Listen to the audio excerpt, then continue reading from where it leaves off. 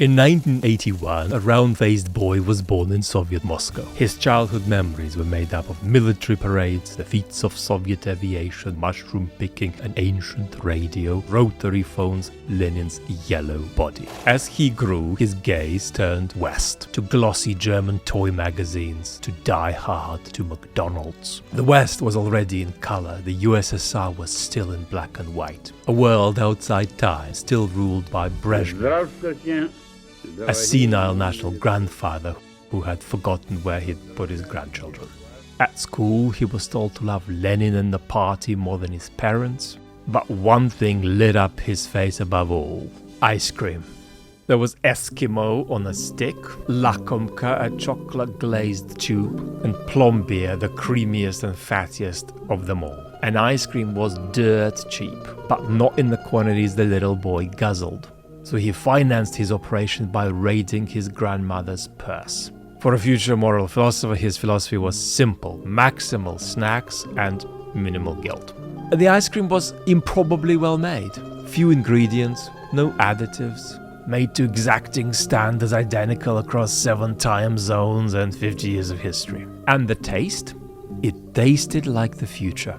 A future where everybody had access to luxury. It said progress should be tangible and shared.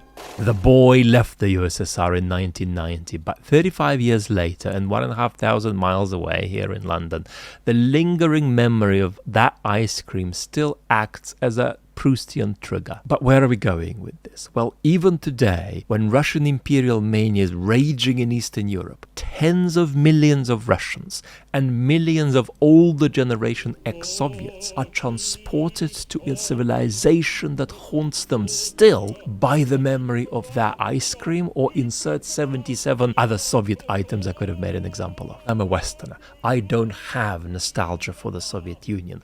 To me, the memory of the ice cream is Soviet kitsch, not a call to a long-lost civilization. But I have enough insight into it via the ice cream to understand how it works, and here is what I know. This is not nostalgia for the past. It is nostalgia for a past vision of the future, a bogus past vision of the future. But the world is on fire, Vlad.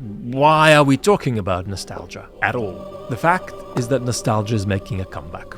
MAGA, authoritarian populism in Hungary, authoritarian populism here in the UK, all draw on an idealized vision of a past that never was. Now read my lips. We are all either victims of ethical nostalgia or victims of the politics of others who are victims of it. If we don't understand how nostalgia works, we won't understand how to deal with it when it turns political. And moreover, in politics, if you suppress the benign forms of nostalgia, malign forms of it will come to get you. So what drives us humans in the modern world to be nostalgic? First, we don't long for a collective past because we aren't individual enough. We long for it because we are all too individual. The modern self is isolated from without and lost from within. Nostalgia promises a cure to alienation in modernity. Second, a constant reactivation of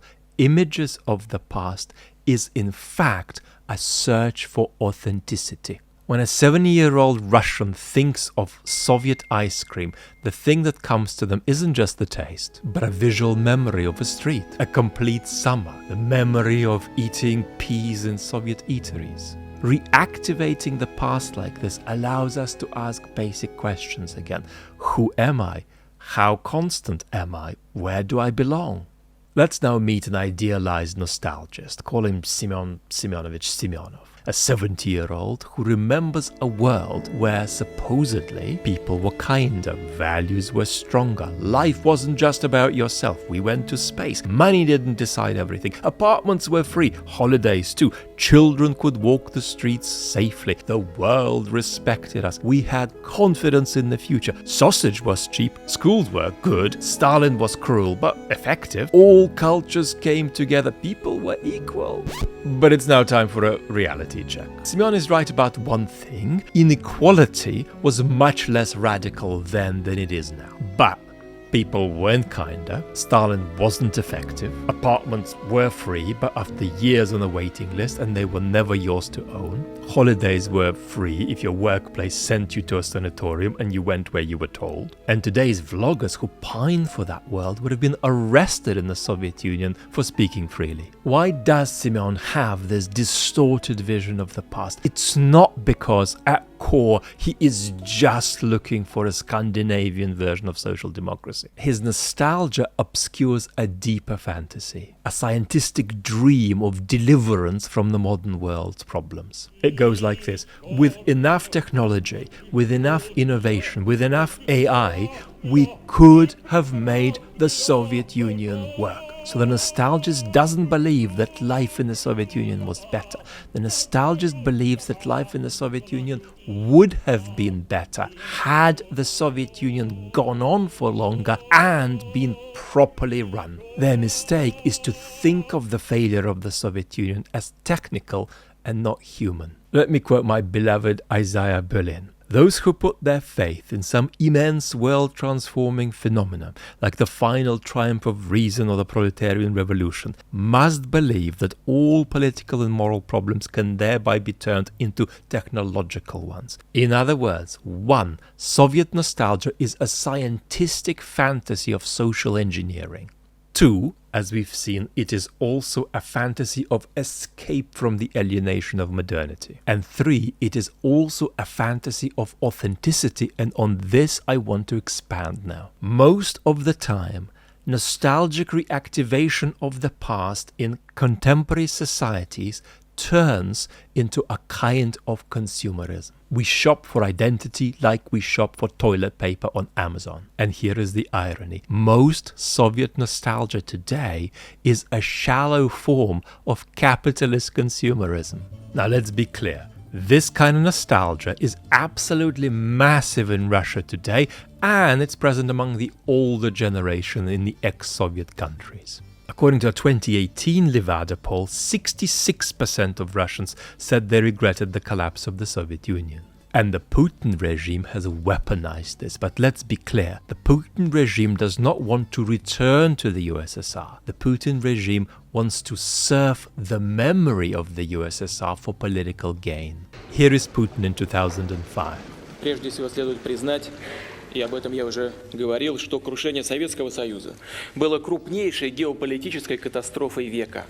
He didn't mean that he wanted to restore the USSR. Putin is not a communist, and he considers Lenin a foreign agent and a traitor. And he has outlawed some of the loony pro-Soviet fringe in Russia. In his view, what was wrong with the collapse of the Soviet Union wasn't that it was a collapse of the Soviet Communist project, but that it was a Russian imperial collapse, which has ended up with people that Putin wrongly regards as Russians outside of Russia's borders. There is also a vast post-truth element to this, the use of Soviet imagery as a blank slate, a cipher onto which you can project whatever it is the Putin propaganda machine needs to project. And we discussed that in our video on Soviet propaganda versus Russian propaganda. For a quarter century, Putin has preyed on his citizens' nostalgic vulnerabilities and exploited them for his benefit. But today, Soviet nostalgia in Russia has begun to give way to a new fantasy,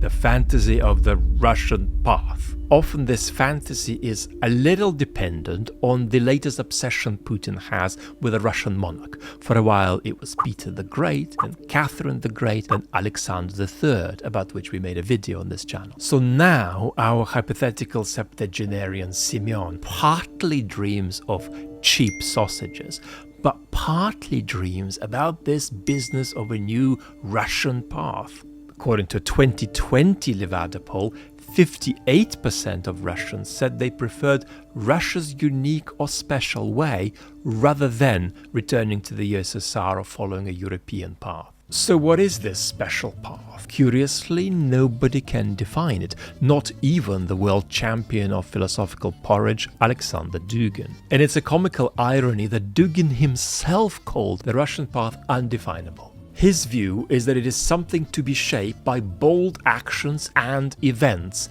Now notice the fascist-sized resonances of action as a generator of political meaning in of itself. So if there is anybody in the world who can glue together enough philosophical BS to define the Russian path, it is Alexander Dugin, but he thinks he can't do it. And now the vagueness of the Russian path is itself functionally beneficial for the Putin regime, because it encourages a radically depoliticized population to outsource politics to the Putin regime so that it somehow, by means nobody can ever know, pursues this good thing that nobody can ever define. This is magical thinking. These promises are not real. But magical thinking about a past that never was is increasingly going to be a bigger part of our politics in the West too. The gulf between people's fantasies and political reality will grow. And as it grows, people will vote for increasingly authoritarian populist leaders. A glaring example of this wash that's coming over the globe is the way Trumpism and Putinism are ideologically converging. And to understand